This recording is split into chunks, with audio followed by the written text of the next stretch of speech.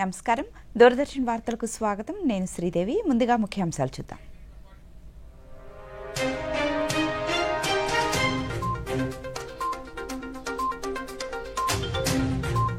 కేంద్ర బడ్జెట్లో మధ్యతరగతి ప్రజలకు భారీ ఊరట 12 లక్షల వరకు ఆదాయ పన్ను మినహాయింపు దేశంలో వెనుకబడిన జిల్లాల్లో సాగు రంగానికి ప్రోత్సాహం ప్రధానమంత్రి ధనధాన్య యోజనను ప్రకటించిన నిర్మలా సీతారామన్ ప్రజల ఆశలను నెరవేర్చే బడ్జెట్ అన్న ప్రధాని ఈ బడ్జెట్ దేశాన్ని వికసిత భారత్ వైపు నడిపిస్తుందన్న నరేంద్ర మోదీ కేంద్ర బడ్జెట్ పట్ల సర్వత్రా హర్షం ప్రజా బడ్జెట్ అన్న పలువురు కేంద్ర మంత్రులు కేంద్ర బడ్జెట్ను స్వాగతించిన ముఖ్యమంత్రి ప్రజానుకూల ప్రగతిశీల బడ్జెట్ అన్న చంద్రబాబు నాయుడు 2025-26 సంవత్సరానికి గాను 50,65,345 కోట్ల రూపాయలతో కేంద్ర బడ్జెట్ను కేంద్ర ఆర్థిక మంత్రి నిర్మలా సీతారామన్ ఈరోజు లోక్సభలో ప్రవేశపెట్టారు.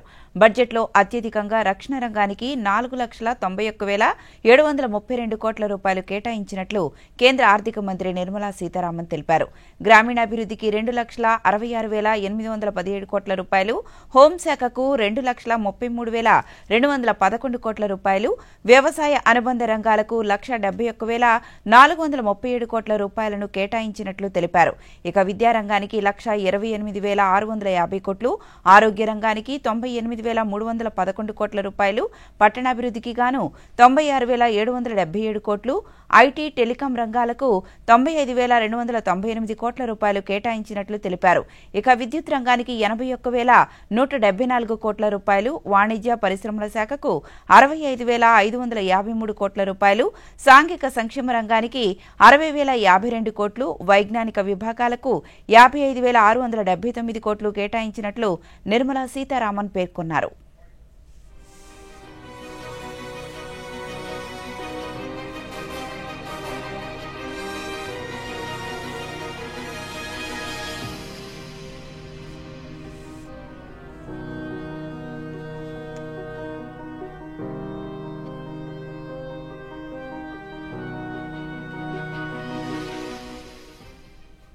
కేంద్ర ఆర్థిక మంత్రి నిర్మలా సీతారామన్ ఈరోజు లోక్సభలో ప్రవేశపెట్టిన బడ్జెట్ 140 కోట్ల మంది ప్రజల ఆశలను నెరవేర్చే బడ్జెట్ అని ప్రధానమంత్రి నరేంద్ర మోదీ కొనియాడారు. కేంద్ర బడ్జెట్పై ప్రధాని మాట్లాడుతూ ఈ బడ్జెట్ దేశాన్ని వికసిత భారత్ వైపు అడుగులు వేయిస్తుందని పేర్కొన్నారు. భారత అభివృద్ధి ప్రయాణంలో ఈ బడ్జెట్ ఒక ముఖ్యమైన మైలురాయిగా ప్రధాని అభివర్ణించారు. అనేక రంగాల్లో యువతకు అవకాశాలను కల్పిస్తున్నామని పేర్కొన్నారు. బడ్జెట్లు సాధారణంగా ఖజానాను నింపడంపై దృష్టి సారిస్తాయని, అయితే ఈ బడ్జెట్ మాత్రం ప్రజల బడ్జెట్ అని, పొదుపు పెంచేందుకు ఉద్దేశించిందని తెలిపారు. ఈ బడ్జెట్లో 12 లక్షల వరకు ఎలాంటి పన్ను లేదని, అన్ని ఆదాయ వర్గాలకు పన్నులను తగ్గించారని పేర్కొన్నారు. ఇది మధ్యతరగతి ప్రజలకు ఎంతో ప్రయోజనకరమని ప్రధాని పేర్కొన్నారు. 140 करोड़ भारतीयों की आकांक्षाओं का बजट है. ये हर भारतीय के सपनों को पूरा करने वाला बजट है. हमने कई सेक्टर्स युवाओं के लिए खोल दिए हैं. सामान्य नागरिक विकसित भारत के मिशन को ड्राइव करने वाला है. ये बजट एक फोर्स मल्टीप्लायर है. ये बजट सेविंग्स को बढ़ाएगा, इन्वेस्टमेंट को बढ़ाएगा, कंजम्पशन को बढ़ाएगा और ग्रोथ को भी तेजी से बढ़ाएगा.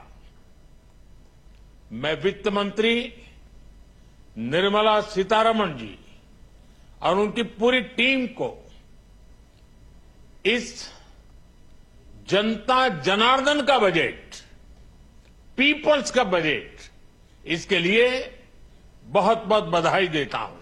इस बजट में रिफॉर्म की दिशा में महत्वपूर्ण कदम उठाए गए हैं. కేంద్ర ఆర్థిక మంత్రి నిర్మలా సీతారామన్ ఈ రోజు లోక్సభలో ప్రవేశపెట్టిన 2025-26 బడ్జెట్ వికసిత భారత్ లక్ష్యాలకు అనువుగా ఉందని పలువురు కేంద్ర మంత్రులు పేర్కొన్నారు. ఇది ప్రజా బడ్జెట్ అని తెలిపారు.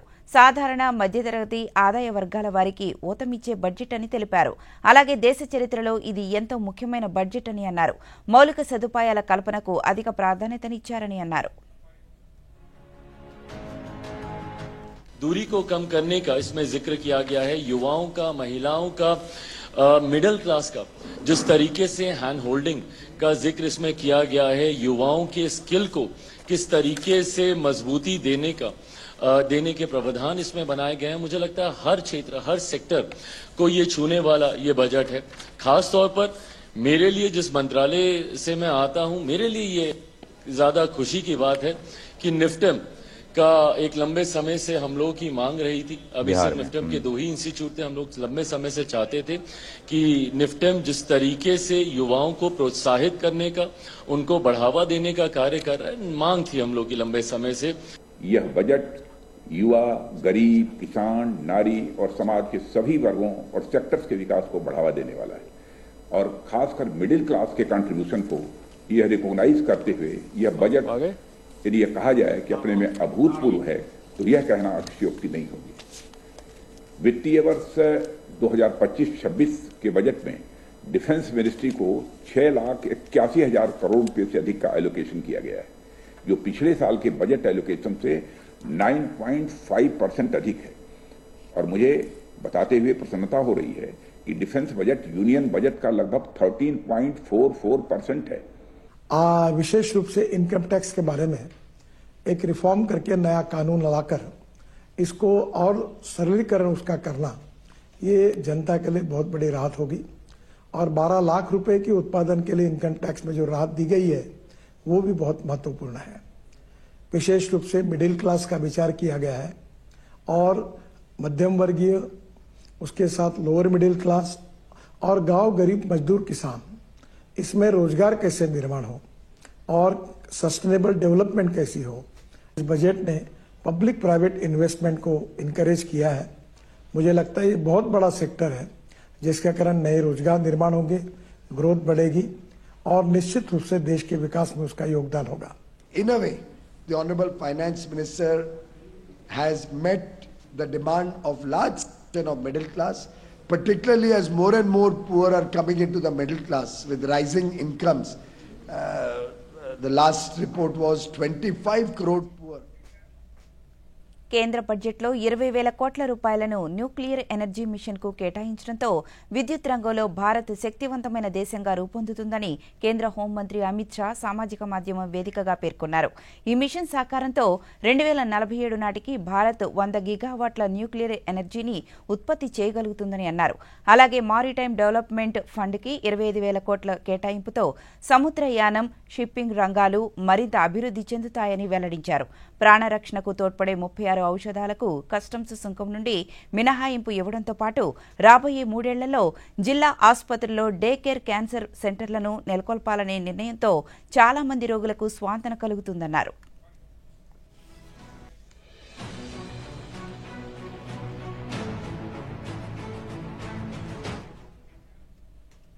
కేంద్ర బడ్జెట్లో 12 లక్షల ఆదాయం వరకు పన్ను మినహాయింపు కల్పించడం మధ్యతరగతి ప్రజలకు ఊరటనిస్తోందని కేంద్ర ఆర్థిక మంత్రి నిర్మలా సీతారామన్ తెలిపారు. ఢిల్లీలో ఈరోజు దూరదర్శన్కు ఇచ్చిన ప్రత్యేక ముఖాముఖిలో కొత్త పన్ను స్లాబుల సవరణను వివరించారు. ఆదాయ పన్ను చెల్లింపుదారులకు ఆర్థిక వెసులుబాటు కల్పించాలనే ఉద్దేశంతో బడ్జెట్ను రూపొందించామని తెలిపారు. Rebate is when we are saying to that extent you don't need to pay the tax. So the rates are given.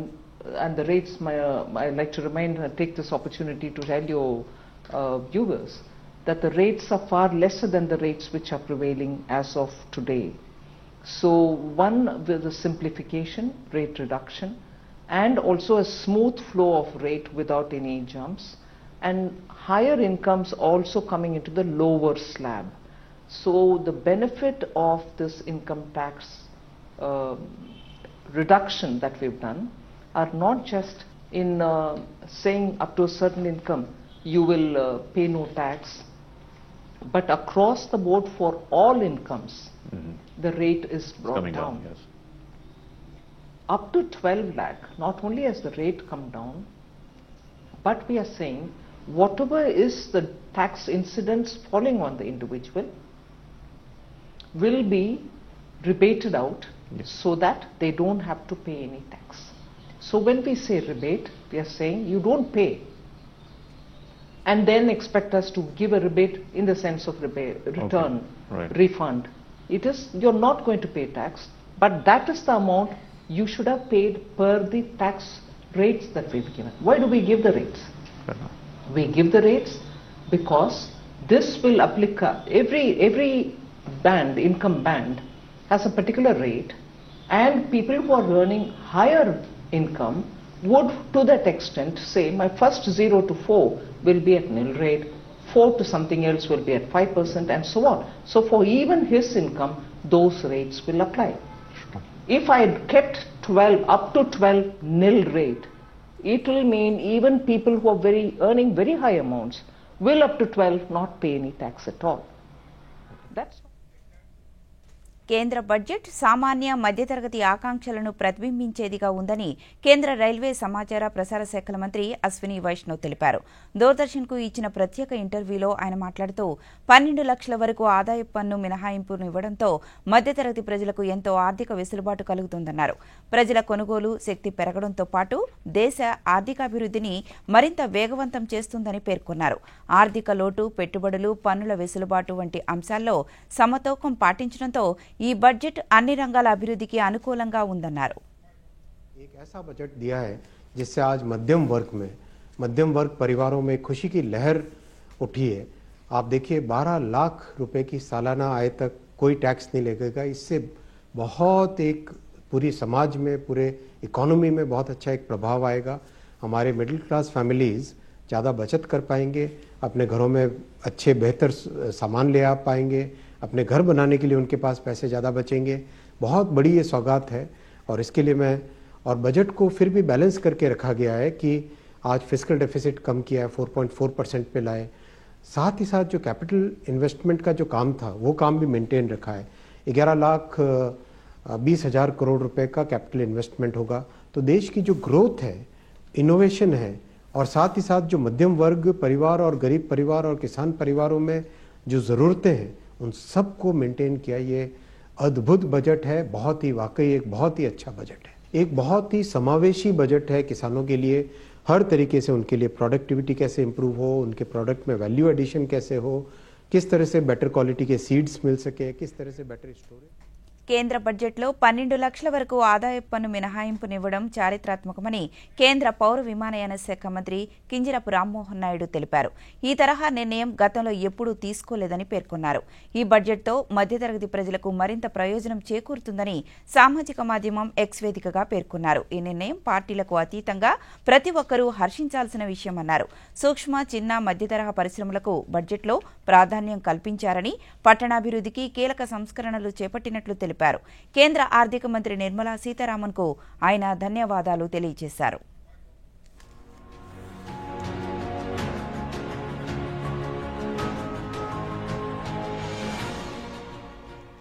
కేంద్ర బడ్జెట్ను ఆంధ్రప్రదేశ్ ముఖ్యమంత్రి నారా చంద్రబాబు నాయుడు స్వాగతించారు. మధ్యతరగతి ప్రజలకు పన్ను మినహాయింపు గొప్ప పరిణామమని తెలిపారు. ప్రధానమంత్రి నరేంద్ర మోదీ వికసిత భారత్ దార్శనికతను బడ్జెట్ ప్రతిబింబిస్తోందన్నారు. ప్రజా అనుకూల ప్రగతిశీల బడ్జెట్ను ఇవాళ నిర్మలా సీతారామన్ సభలో ప్రవేశపెట్టారన్నారు.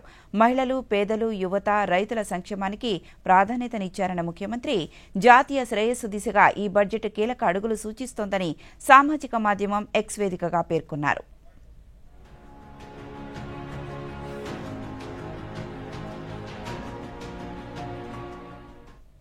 ఆర్థిక వ్యవస్థలో ప్రతి అంశాన్ని స్పృశించేలా బడ్జెట్ ఉందని కేంద్ర ఆర్థిక మంత్రి నిర్మలా సీతారామన్ పేర్కొన్నారు. ఢిల్లీలో ఈరోజు ఆమె మీడియాతో మాట్లాడుతూ వ్యవసాయ రంగంలో విత్తనం నుంచి మార్కెటింగ్ వరకు అన్ని రకాల మార్పులకు శ్రీకారం చుట్టామన్నారు. వ్యవసాయ అనుబంధ రంగాల పరిశ్రమలకు అవసరమైన రుణాలు, సదుపాయాలకు భారీ కేటాయింపులు చేసినట్లు మంత్రి వెల్లడించారు.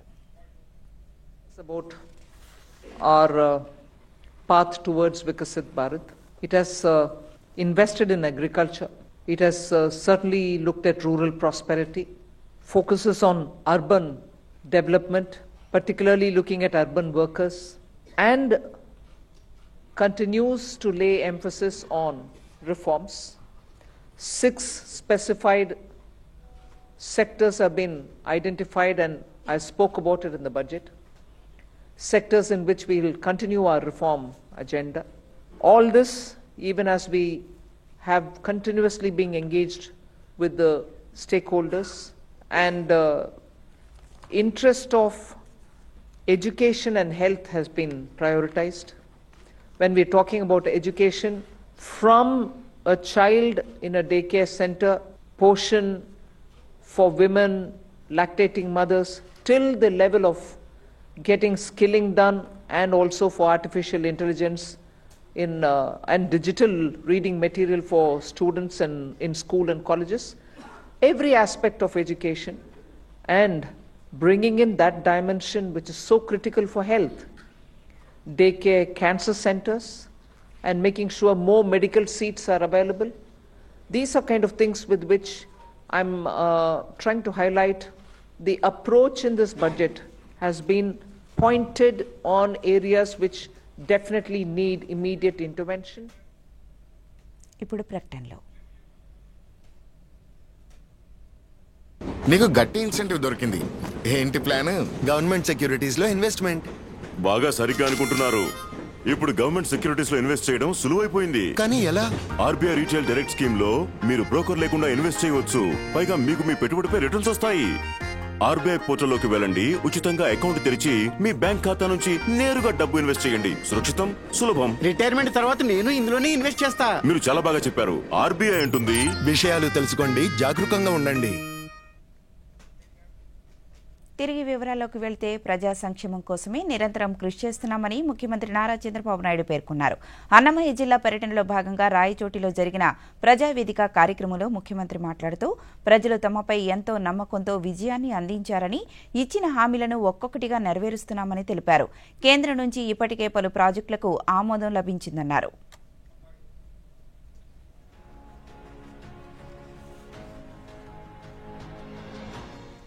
వర్క్ ఫ్రం హోమ్, ఇంటి దగ్గర కూర్చొని పనిచేసే విధానానికి శ్రీకారం చుట్టాలని మాట్లాడుతున్నాను. ఎన్నికల్లో కూడా దాన్ని ఒక నినాదంగా తీసుకొని నేను చెప్పాను.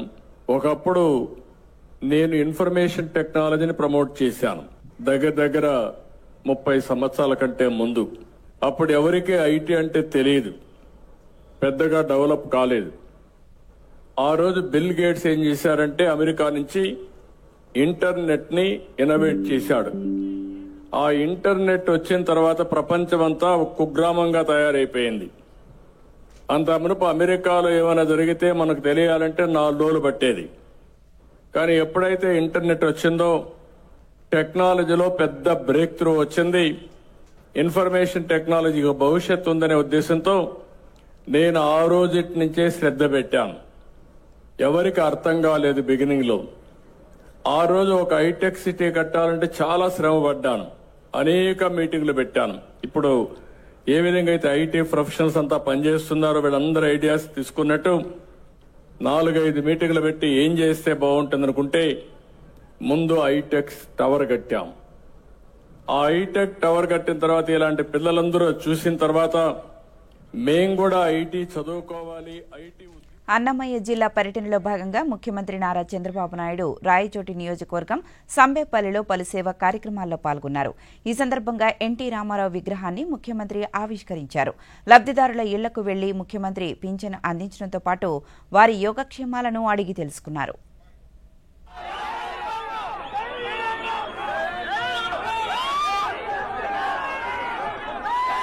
నేను 6,000 ఇస్తున్నాను.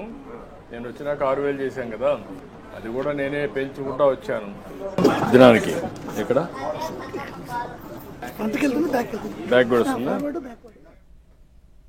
రాష్ట్రంలో పేదరికాన్ని నిర్మూలించడమే ఎన్టీఏ కూటమి ప్రభుత్వ లక్ష్యమని రాష్ట్ర సాంఘిక సంక్షేమ శాఖ మంత్రి డాక్టర్ డోలా శ్రీ బాల వీరాంజనేయ స్వామి పేర్కొన్నారు. ఎన్టీఆర్ భరోసా పింఛన్ల పంపిణీలో భాగంగా ప్రకాశం జిల్లా గిద్దలూరు నియోజకవర్గ పరిధిలోని చినఓబినేనిపల్లిలో ఆయన పింఛన్లు పంపిణీ చేశారు. ఈ సందర్భంగా మంత్రి మీడియాతో మాట్లాడుతూ దేశంలో ఏ రాష్ట్రంలోనూ లేని విధంగా అత్యధిక మొత్తంలో ఆంధ్రప్రదేశ్ రాష్ట్రంలోనే సామాజిక పింఛన్లు అందిస్తున్నట్లు తెలిపారు. వారి ఆలోచన, ముఖ్యమంత్రి గారి యొక్క ఆశయం. ఇందులో భాగంగానే ఈరోజు ఇల్లు కూడా నిర్మాణాలు చేసుకుని ఇల్లు కూడా ప్రారంభించాలనుకున్నారు. ఎన్నికల కోడ్ వల్ల ఆగిపోవడం జరిగింది.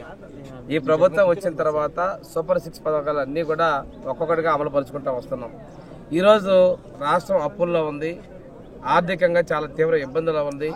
అయినప్పటికీ ఇచ్చినటువంటి మాట ప్రకారం ఈ రాష్ట్రంలో 63 లక్షల మందికి రాష్ట్రంలో కూటమి ప్రభుత్వం సుపరిపాలన అందిస్తోందని రాష్ట్ర రెవెన్యూ శాఖ మంత్రి అనగాని సత్యప్రసాద్ పేర్కొన్నారు. దేవాదాయ శాఖ మంత్రి ఆనం రామనారాయణ రెడ్డితో కలిసి ఈరోజు ఎన్టీఆర్ సామాజిక పింఛన్లను తిరుపతి జిల్లా శ్రీకాళహస్తిలో అందజేశారు. ఆలయ ఆవరణలో నూతనంగా నిర్మించిన భవనాన్ని మంత్రులు ప్రారంభించారు. ఈ సందర్భంగా మంత్రులు మాట్లాడుతూ ఇచ్చిన హామీ ప్రకారం ప్రతి నెల 1వ తేదీన పింఛన్లను లబ్ధిదారులకు అందిస్తున్నామన్నారు.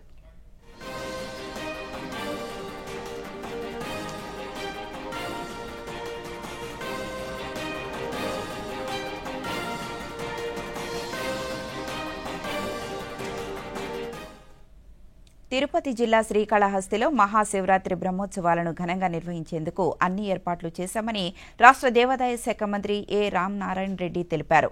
శ్రీకాళహస్తిలోని ఈవో ఛాంబర్లో ఈ నెల 21వ తేదీ నుంచి మార్చి 4వ తేదీ వరకు జరగనున్న మహాశివరాత్రి బ్రహ్మోత్సవాలపై మంత్రి అనగాని ప్రసాద్, కలెక్టర్ వెంకటేశ్వర్, శ్రీకాళహస్తి శాసనసభ్యులు బి సుధీర్ రెడ్డితో కలిసి ఈరోజు సమీక్షా సమావేశాన్ని నిర్వహించారు.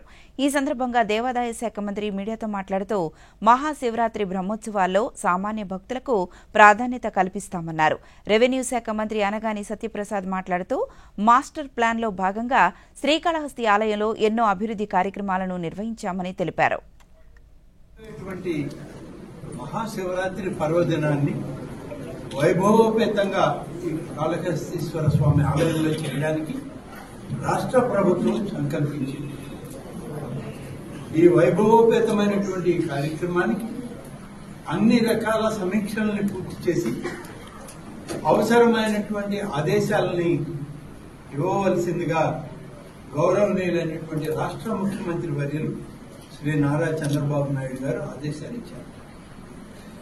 ఇక్కడే కాదు, ఈ రాష్ట్రంలో నలుమూలల ఏ రకమైనటువంటి కార్యక్రమాలున్నా, ఆధ్యాత్మిక ఆలయాల ఉత్సవాలున్నా వాటన్నింటిలో కూడా గౌరవ ముఖ్యమంత్రి గారు ఇదే విధంగా ఆదేశాలు ఇస్తూ బాగా పండుగలు, ఆధ్యాత్మికత, ప్రజల మధ్యత ఒక సఖ్యత, అనుబంధం రావాలనేదే వారి ఆలోచన. మహాశివరాత్రి బ్రహ్మోత్సవాలు ఈ నెల 21న శ్రీ కన్నప్ప ధ్వజారోహణంలో స్టార్ట్ అయ్యి 6వ తారీఖు శాంతి అభిషేకం దాకా ముగిస్తాయో ఆ జరిగే 13 రోజుల ఒక ప్రక్రియని ఎలా చేస్తే బాగుంటుంది, గతంలో ఎంతమంది ప్రజలు వీటిని వీక్షించారు, ఎలా దర్శనం చేసుకున్నారు, ఎలాంటి ఇబ్బంది లేకుండా పిలిగ్రిమ్స్ అందరినీ కూడా వారికి సకాలం అన్ని సౌకర్యాలు కల్పించే విధంగా ముందుకెళ్లాలని చెప్పేసి గత 7 నెలల నుంచి కూడా అన్ని టెంపుల్స్ కూడా కిక్కిసిపోతా ఉన్నాయి ఆంధ్ర రాష్ట్రంలో. వాళ్ళు మొక్కులు తీర్చుకోవడానికో ఎందుకో తెలియదు కానీ చంద్రబాబు నాయుడు గారి పరిపాలన బాగుందా అని చెప్పేసి వాళ్ళు అందరూ కూడా ఆశీర్వదించడానికో అన్ని టెంపుల్స్ కూడా కిక్కిరిసిపోయి ఉన్నాయి. కాబట్టి పిలిగ్రిమ్స్ ఎక్కడ కూడా ఇబ్బంది జరగకూడదన్న లక్ష్యంతో అరకు లోయ ప్రాంతాల్లో పర్యాటక రంగాన్ని అభివృద్ధి చేయాలనే లక్ష్యంతో రాష్ట్ర ప్రభుత్వం ప్రతిష్టాత్మకంగా నిర్వహిస్తున్న అరకు చలి ఉత్సవాల్లో పర్యాటకులు, యువత ఉత్సాహంగా పాల్గొంటున్నారు. పర్యావరణ పరిరక్షణపై అవగాహన పెంపొందించేలా వివిధ రాష్ట్రాల నుండి వచ్చిన సైకిలిస్టులు బొర్రా కేవ్స్ నుంచి అరకు డిగ్రీ కాలేజీ వరకు 30 కిలోమీటర్ల మేర ఈరోజు నిర్వహించిన సైక్లింగ్ ని అల్లూరి సీతారామరాజు జిల్లా కలెక్టర్ దినేష్ కుమార్ జెండా ఊపి ప్రారంభించారు. ఈ సందర్భంగా సైకిలిస్టులు దూరదర్శన్తో మాట్లాడుతూ ప్లాస్టిక్, డ్రగ్స్ రహిత రాష్ట్రంగా ఆంధ్రప్రదేశ్ రూపొందాలన్నారు. గవర్నమెంట్ చాలా బాగా ఆర్గనైజ్ చేస్తుంది ఈ ప్రోగ్రామ్ని. సో అవేర్నెస్ కూడా బాగా పెరుగుతుంది. సో టూరిజంకి సంబంధించి మేము టూరిజంకి సపోర్ట్ చేస్తూ సో నెక్స్ట్ నో ప్లాస్టిక్ అన్న main thing, no plastic, no save plastic. So ఇది మెయిన్ మోటో అనమాట. సో ప్రతి ఒక్కళ్ళు పాటించవలసింది. సో దాని గురించే ఈ రైడ్ ఇంత కష్టపడి చేస్తున్నాం అనమాట. సో ప్లెయిన్ రోడ్స్లో రైడ్ చేయడం అనేది చాలా ఈజీ థింగ్, బట్ ఇక్కడ ఎలివేషన్స్ చాలా ఎక్కువ అనమాట. చాలా అందరికీ తెలిసిందే అరకు రోడ్స్ ఎలా ఉండే అన్నది, బట్ అందులో మేము అందరం కలిసి రైడ్ చేస్తున్నాం అంటే it's not a easy thing. యాక్చువల్గా ఏపీ టూరిజం వాళ్ళు ఇలాంటి ప్రోగ్రామ్ కండక్ట్ చేస్తారని చెప్పి చాలా హ్యాపీగా ఫీల్ అయ్యాను. ఒకటేమో సే నో టు డ్రగ్స్, ఒకటి పోలీసు వాళ్ళ ఆధ్వర్యంలో జరుగుతుంది, ఇంకోటేమో సే నో టు ప్లాస్టిక్. ఈ రెండు దృష్టిలో పెట్టుకుని మేము ఇది ఫస్ట్ సైకిల్ రైడ్ మాది. సో చాలా హ్యాపీగా ఫీల్ అవుతున్నాం. ఎందుకంటే రాష్ట్ర వ్యాప్తంగా ఎన్టీఆర్ భరోసా పెన్షన్ పంపిణీ కొనసాగుతోంది. మొత్తం 63,59,907 మంది వివిధ రకాల పెన్షన్లను పొందాల్సి ఉండగా ఇప్పటి వరకు 59,92,090 మంది పింఛన్ అందుకున్నారు. దీంతో 94.22% పంపిణీ పూర్తయినట్లయింది.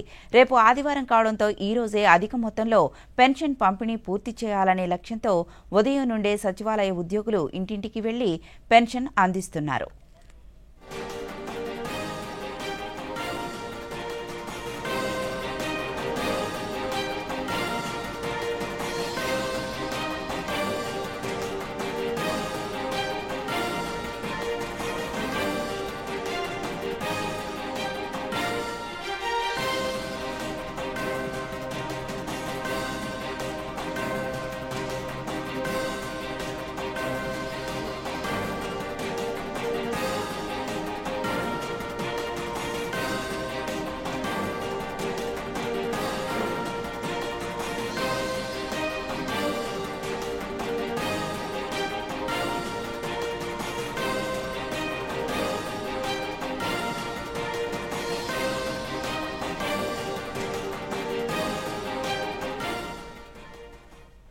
అవయవ దానం పట్ల అవగాహన పెంపొందేలా కేంద్ర రాష్ట్ర ప్రభుత్వాలు విస్తృత స్థాయి ప్రచారం కల్పిస్తున్నాయని శ్రీకాకుళం జిల్లా వైద్య ఆరోగ్య శాఖ అధికారి తెన్నేటి బాలమురళీకృష్ణ అన్నారు.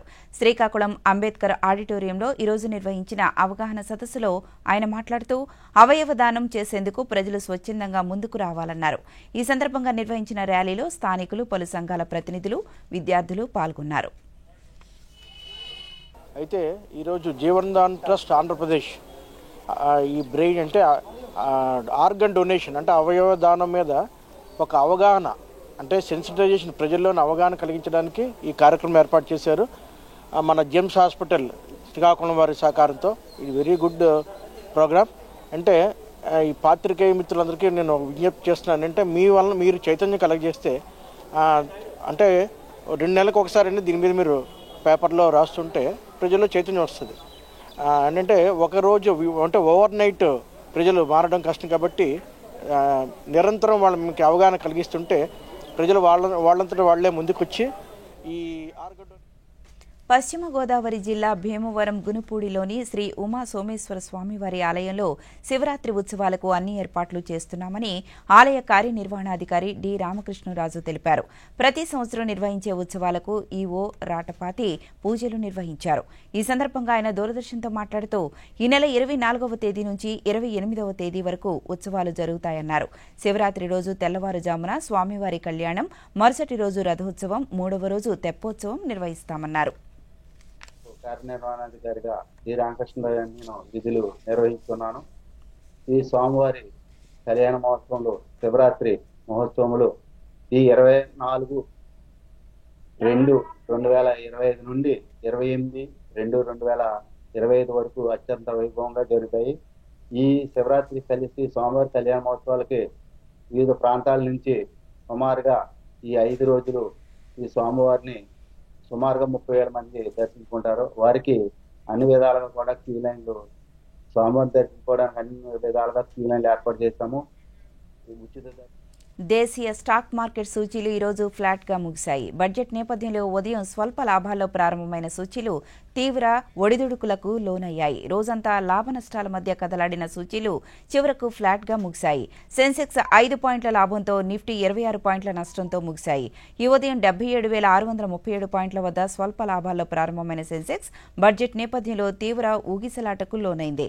ఇంట్రాడేలో 77,006 పాయింట్ల వద్ద గరిష్టాన్ని తాకింది. చివరకు 5 పాయింట్ల లాభంతో 77,505 వద్ద ముగిసింది. నిఫ్టీ 26 పాయింట్లు క్షీణించి 23,482 వద్ద స్థిరపడింది.